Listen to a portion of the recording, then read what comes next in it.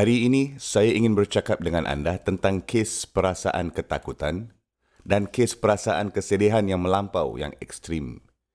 Dan ia mengenai ibu kepada Musa alaihissalam. Saya ni tidak dapat memikirkan kes yang lebih ekstrim seseorang wanita yang terpaksa melakukan sesuatu yang sangat-sangat tidak dapat difikirkan. Dia dapat tahu dan faham bahawa tak lama lagi, beberapa saat saja lagi, tentera akan memecahkan pintu rumahnya dan masuk. Dan mereka akan membunuh babynya yang baru dilahirkan. Di depan matanya sendiri. Untuk seseorang ibu, bayangkan, pembunuhan babynya yang baru lahir memang tidak dapat difikirkan, betul tak? Dan satu-satunya idea yang timbul di dalam dirinya, yang Allah Subhanahu Wa Taala sendiri memasukkan ke dalam diri ibu Musa alaihissalam ini, adalah kamu perlu memasukkan anak kamu ke dalam bakul dan alkihi fil yam, lemparkan ke sungai. Ia malah bukannya seperti letak baik-baik ke atau perlahan-lahan ke, letakkannya ke dalam sungai. Ilqa bermaksudkan membuang, melempar. Sekarang apabila anda membuang sesuatu ke dalam sungai, sungai airnya mengalir kan? Apabila anda membuang sesuatu ke sungai, ia boleh terbalik. Bakul juga tidak semestinya terapung. Ia mungkin bocor dan air masuk ke dalam, tenggelam.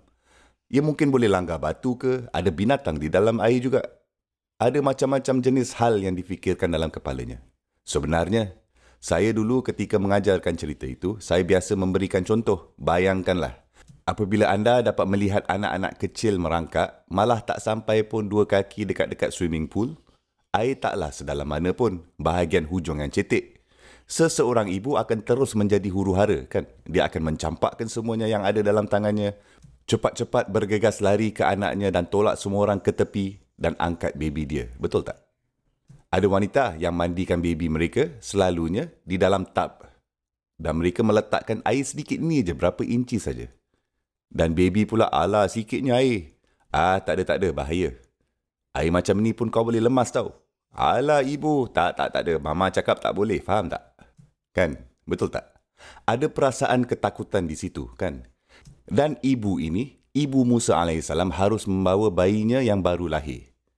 Dia malah belum boleh merangkak lagi pun. Baby belum dapat merangkak lagi. Dan dia harus membuang bakul ini. Dan Musa alaihissalam diletakkan di dalam bakul ini ke dalam sungai.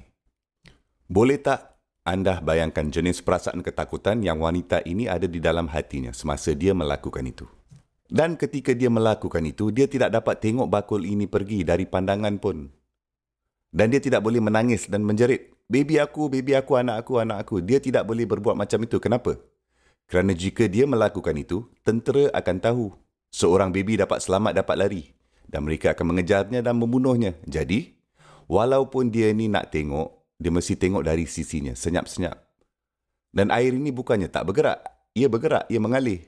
Jadi bakul ini terus berlayar pergi dari pandangannya. Sehingga dia tidak tahu apa yang berlaku padanya. Dia tidak dapat tahu apa yang berlaku padanya. Dan sekarang dia sedang berada dalam perasaan kesedihan yang sangat luar biasa ni. Apa yang telah aku lakukan ni? Apa yang telah aku buat? Apa yang akan berlaku pada baby aku? Dan pada saat-saat itu Allah Subhanahu Wa Taala memberitahunya. La takhafi wa la tahzani. Jangan takut. Jangan merasa sedih. Walaupun begitu dia masih merasa takut. Dan dia masih merasa sedih. Apa yang kita dapat pelajari di ayat ini ialah Allah Subhanahu Wa Taala akan menolong anda mengatasi sehingga tidak membenamkan diri anda oleh perasaan ketakutan yang melampau dan juga tidak membenamkan diri anda oleh perasaan kesedihan yang melampau. Dia Subhanahu Wa Taala boleh membiarkan anda untuk menavigasi dua-dua perasaan itu. Kedua-dua perasaan itu sangat kuat.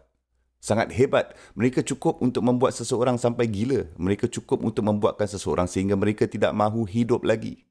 Ia boleh menjadi sangat kuat macam itu. Namun Allah Subhanahu Wa Taala dapat memberikan anda kekuatan untuk mengatasinya. Apabila anda dan saya sendiri tidak mempunyai kekuatan itu untuk mengatasinya. Ibu Musa alaihissalam ini, seperti juga ibu-ibu lain, bolehkah buat macam tu lepas tu dapat bertahan dalam keadaan macam tu? Tak dapat kan? Jadi Allah Subhanahu Wa Taala mengatakan wa asbaha fuadu ummi Musa farighan. Hati ibu Musa alaihissalam seperti anda boleh fikirkan gambaran ketika ia telah layu, kosong. Ia seperti hatinya dah meletup. In kadat latubdi bihi. Dia berada di ambang untuk menjerit. Menjerit, itulah baby aku mahu baby aku balik. Dia berada di ambang itu. Dia tidak dapat menahankannya lagi. Laula arrabatna ala qalbiha, sekiranya kami tidak mengikatkan hatinya. Seperti secara literal, sesuatu akan hancur dan bocor. Dan Allah Subhanahu Wa Taala berfirman, seperti ada tali. Mengikatkan hati dan menahankan ia.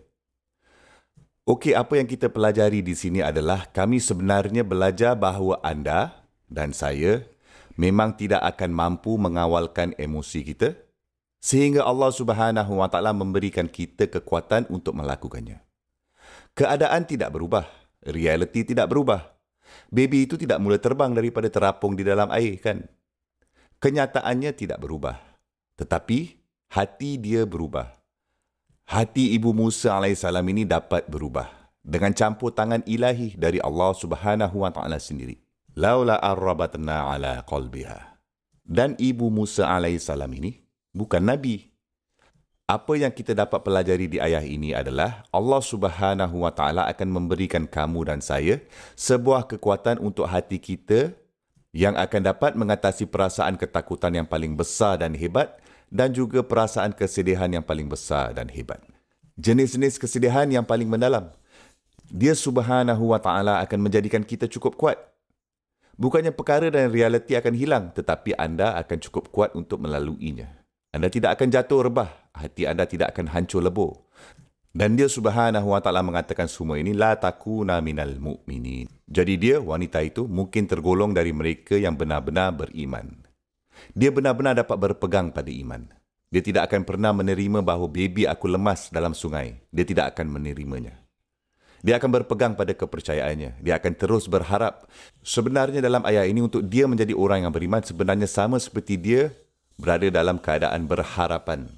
Salah satu hubungan kita dengan Allah Subhanahu Wa Taala, ikatan itu dengan Allah Subhanahu Wa Taala, ialah kita berdoa kepada Allah Subhanahu Wa Taala, kita menaruh harapan kita kepada Allah Subhanahu Wa Taala.